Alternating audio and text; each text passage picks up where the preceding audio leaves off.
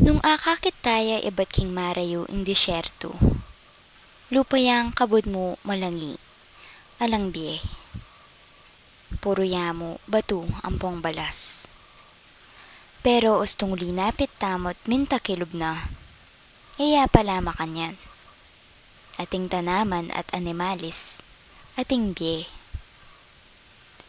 Pero baluyo po, di nga tsu disyerto, atin lang paralan para kumabye. Ante mo po ring ayop, ustulang bengi susulapo, balang e mangay naking pali. Din naman pong tanaman, masuksukla, badalang e kanan ding tupat kambing. Mga lalamla naman yamot, uli pong malangi at malalam ing basa a kailangan dang abutan. Antimurin po ding Ebreyo, inyang panahon ng Moises. Durut-durut lat menok nangan king disyerto, kilub ning 40 banwa. Migkasakit la, ating mila ko kasalpantayanan. Atin mo naman may lalam apamanalig king lugod ning Diyos. E malagwa ing daralan king disyerto, pero eya mo naman kabud mo kayalan. Metong yang pamagsadya, king pamamunta, king mas masanting abili. Kaya katamong dadalan disyerto ning biye, itang kasakitan o kapikakunuan. Alabasan tamo po ing kapag subukan, nung matigit tamo bili.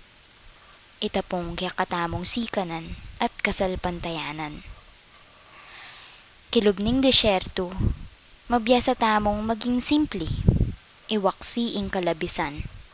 Painto na ning tune, maulaga, king biye. Totoo yan.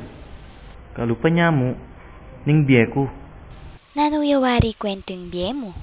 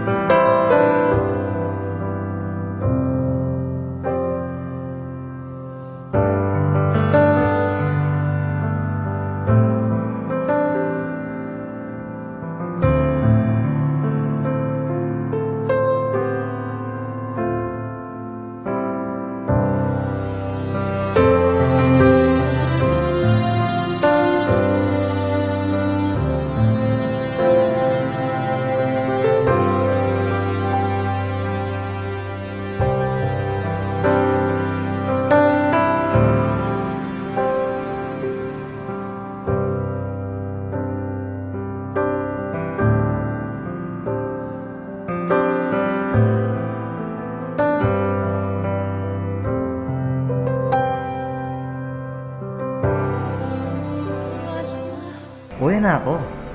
Si Ernesto Copinpin. Toto po, for short.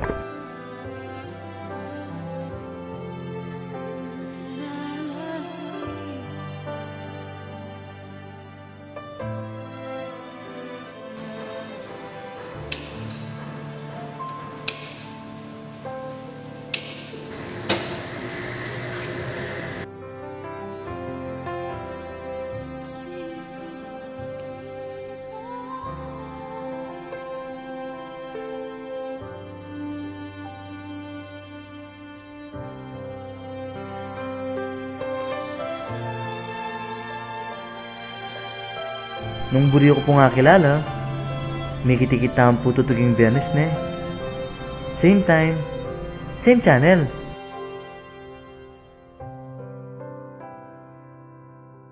Kita-kits po. Ingat!